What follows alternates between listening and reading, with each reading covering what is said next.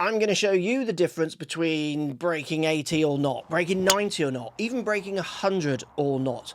Also, if you're looking at trying to get to scratch handicap, all the ideas we're talking about in today's video with myself and the amazing Lou Stagner, the Stat King, is going to help you play your best golf without even changing your golf swing. Now, if you like any of the information in this video, let me know in a comment down below. Today's question for today's video is, what is your target handicap for this season? Remember to subscribe if you're not already subscribed, and hit the like if you like the video.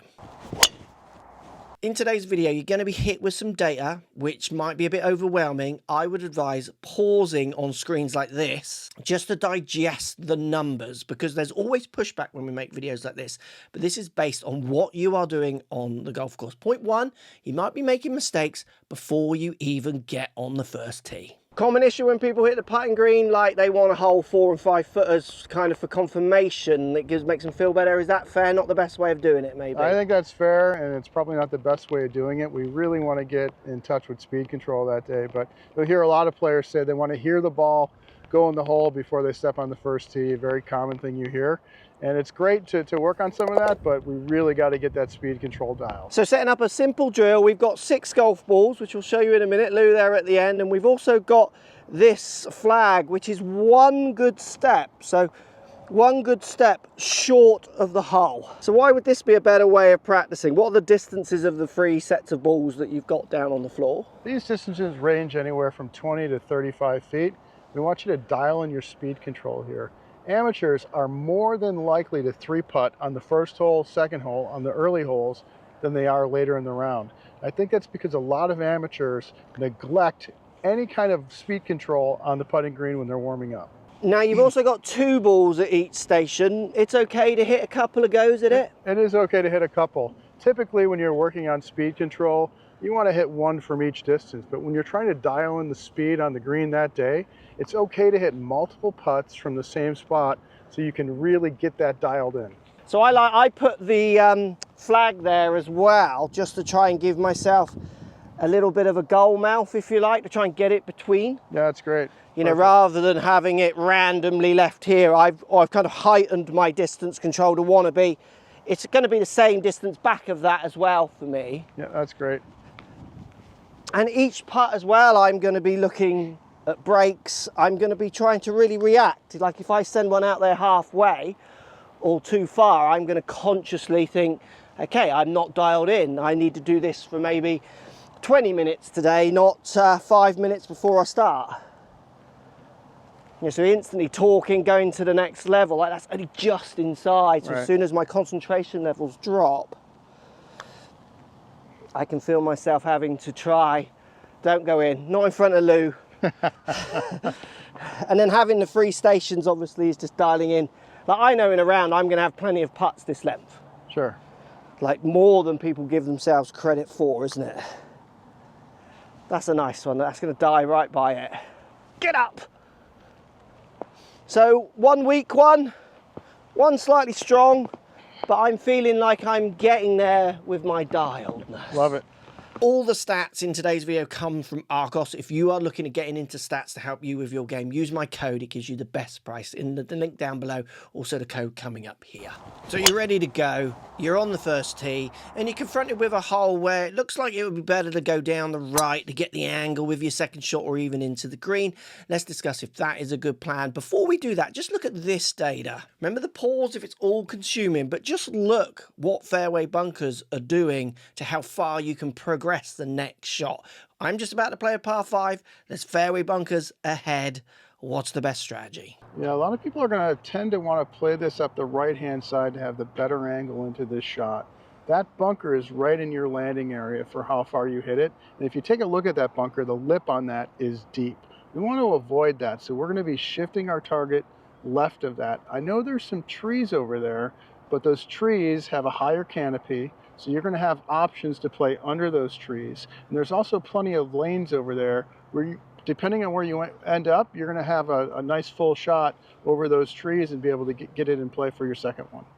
So give me a real aiming point. Show me how dialed your ideas of aim are. So your target line here is going to want to be, there's a tall tree out there in the distance. We want to be at the left edge of that tall tree. And that's where I want the ball to finish. Don't care if you draw it in there, don't care if you fade it in there. We want the ball to finish right on that line.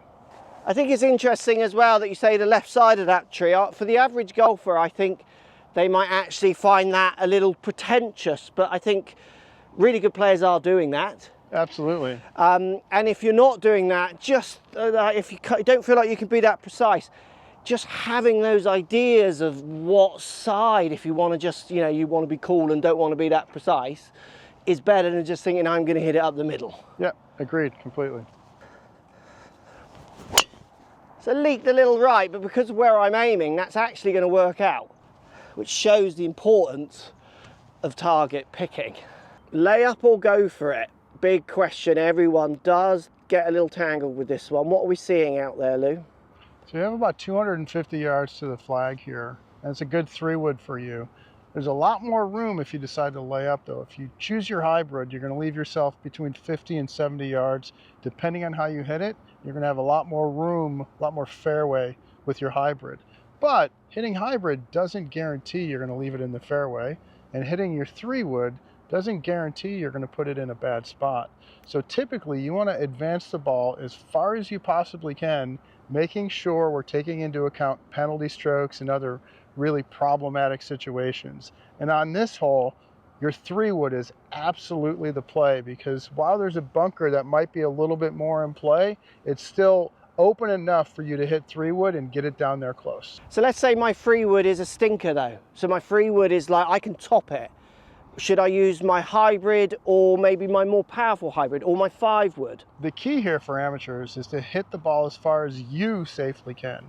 And for you, that might not mean a 3-wood. That might mean a 5-wood or your 6-iron, or something that you can hit as far as you possibly can and make reasonable enough contact so that the ball is going to be safely in play somewhere on the map. 3-wood all day long. So just to continue that point on, this ball's 50 yards. I've brought it back 50 yards off the green, and back where Lou is here is where the hybrid kind of would go. 50 or 100 yards left to go to the flag. What are the issues with leaving 100 yards in to 50 yards in if I go with my 3-wood? Well, there's a lot of players that think they're more comfortable with a full wedge in their hand versus getting closer at 50 yards where they're going to have a half wedge. But 96% of the players that I've looked at in Arccos are better from 50 yards than they are from 100 yards. Even in a situation like this where that pin is tucked up front, it's way better to be closer to the hole than it is from back here. You're going to score lower from up closer than you are from 100 yards. The next point is built around this data here. Again, pause if you want to digest it. But basically, hitting more greens has so much value to everyday golfers. Lou's got an experiment. He's going to show us he's got a little test he wants me to run. I'm always nervous when he starts pacing like this. Never know what's going on in that little brain in there. You never know what's going to come out. What wild statement's going to come out next. He's put a tee down now. So the situation here is you went pin hunting. Okay. And you're short-sighted now. Oh. You have about 11 yards to the hole, and there's a bit of an elevation change. The ball is going to be probably 4 feet below the level of the green there. Green might be running a little bit away from you. Here, you've fat-sided it on the green with a 65-foot putt. So a long putt. Long putt. So we're going to see how well you do short-sided compared to 65 feet on the green. So as you can see, Lou's dropping the balls as well, so we're not picking our lie with the chip shot.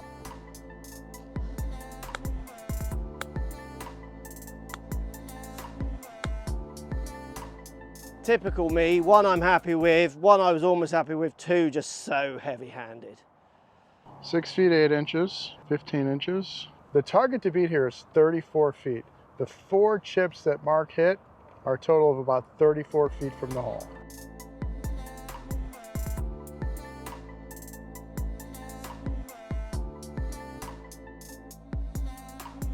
Six feet on the nose, 7 feet 8. 2 points for me, Lou. I want to know what you think. First one, if I'm hitting on a flat simulator, that shot down there is way closer than that one, and I'm more happy with it. Sure. But half what was the distance, yeah. results of those two footages there? Which one was the winner on the 4 different shots? Yeah, your putts ended up a total of about 10 feet closer. Wow. And doesn't sound like much, but all those little bits add up and are going to lower your scores. Yeah, absolutely. And also understanding what a good and bad shot is so important, isn't it? Very important. Because I'm gutted with that one over there, 7 iron, 8 iron inwards. If that ends up over there, I'm like properly upset. This one down here, guess what I'm going to do? I'm going to justify it by going, cool, that was unlucky. Do you see what I mean? Where Yeah. actually, someone like you is going to argue it's bad aim, bad planning. Yeah, could be bad planning right there, sure. We're kind of using unlucky as a bit of a crutch maybe sometimes. It's a big crutch that we all are guilty of sometimes. Free wood or driver off the tee, Lou? I'm more accurate with my free wood surely than I am with my driver. What I see on the Arccos app on this hole, we have some trees out there that are just short of where your ball is likely to land. So you're going to hit driver here and you're probably going to push past those trees. But even if you don't, the canopy on these trees is a little bit higher up. There's a lot of open space out there. You're going to be relatively close to the green. You're going to have an opportunity to just pitch something onto the green. This is a shorter par 4. If you choose something like 3 wood to lay back, while you may think that's safer, you're actually probably bringing more trouble into play. Anything blocked out is going to end up, anything to the left is going to end up a little bit blocked out. It's going to be into those trees, and those trees are going to be way more in the way than if you force driver down there. And if I relate that to people listening at home, obviously I'm talking about maybe getting a driver, getting onto a green, but there'll be situations where you might be able to push beyond some bunkers with your driver. You might be able to push beyond like some marshland or something to carry. But you know, you feel like you're going to hit it in the trouble if you hit your driver. People's free woods, are they really any more accurate than their drivers? They're typically not more accurate. Typical amateur player only has about 3%, 4% more fairways hit with 3 wood than they do with driver. Now, it's not for everybody, so it's important that you know your numbers, but typically you're not going to hit it that much tighter with your 3 wood than you do with your driver. But what you will do is you'll hit it shorter. Remember, if you're thinking about collecting stats, use this code to get the best price with Arccos. Link also down below. Remember as well to let us know in the comments what is your target handicap for this season. Now, if you want to find out how to hit your driver better, watch this video. Remember to subscribe by clicking this button if you're not already subscribed so you don't miss out on the next great video. Thanks for watching.